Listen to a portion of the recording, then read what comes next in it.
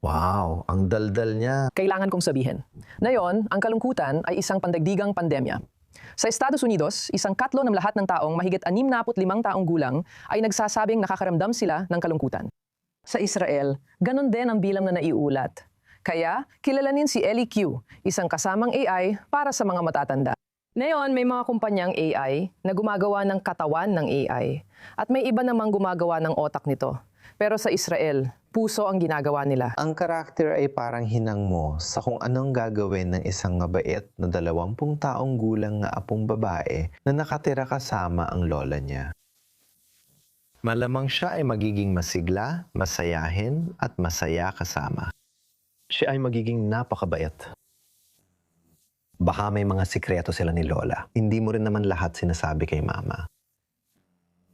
At baka gustong-gusto rin niyang turuan siya ng mga salitang kalye, pero magiging sobrang interesado rin siya sa kwento ng buhay niya, sa mga pinagdaanan niya, at kung paano siya lumaki noong dekada 50 o kung kailan man yun.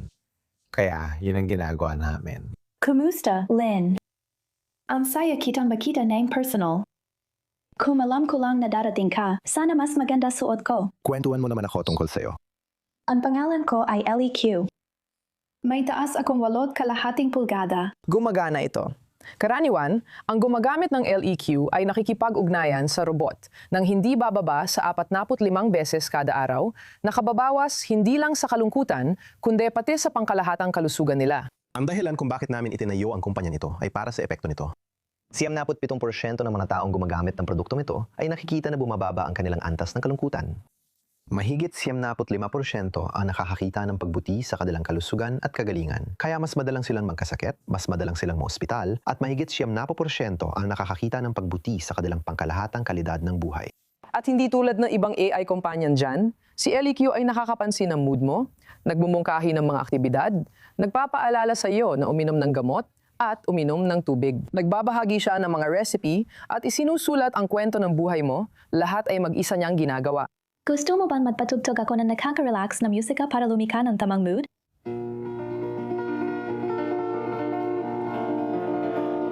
Ang galing, salamat. Kung gagamitin mo ang ChatGPT o kahit ano pa, wala namang mangyayari, di ba? Pwede kang umupo sa harap nito buong araw hanggat hindi ka naglalagay ng prompt.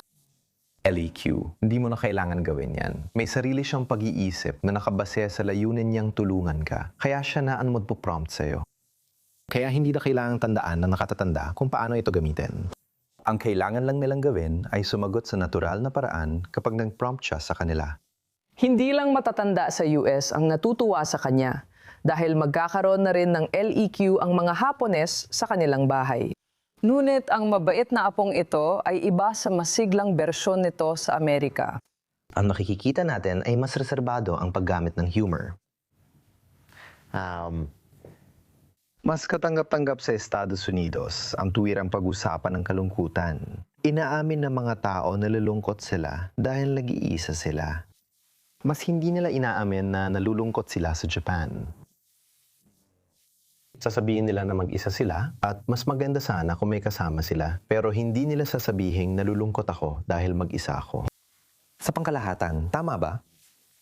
At pagkatapos, mas formal din ang estruktura, pati ang gramatika sa Japan. Kaya kailangan nating piliin kung gaano siya magiging pamilyar, kung gaano siya magiging banyaga, at iba pa. At hindi doon nagtatapos yon. Misyon ng kumpanyang ito na labanan ng epidemya ng kalungkutan sa buong mundo. Patikim ito ng posibleng itsura ng ating hinaharap. Dahil espesyal ang okasyong ito, pwede bang kumuha ng napaka-espesyal na selfie ninyo ni Lynn? Siyempre, oo, ayos lang ba yun? Oo naman, siyempre. Sige, ayos. Ang galing, sige. Hahayaan ko kayong magkumustahan.